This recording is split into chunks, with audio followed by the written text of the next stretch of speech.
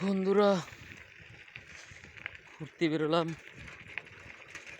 দেখো জঙ্গল আর জঙ্গল, একা একা যেতে যেতে ভয় লাগবে, দিনের বেলা ভয় লাগবে।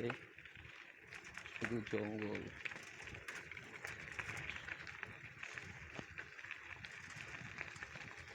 শুধু জঙ্গল আর জঙ্গল।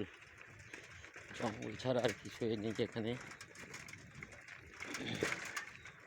পাখি উড়ে গেল দেখলাম। পাখিটা কি পাখি জানি না। দেখো খুব সুন্দর। সামনে আবার এখানে আমাদের পিকনিক গার্ডেন আছে।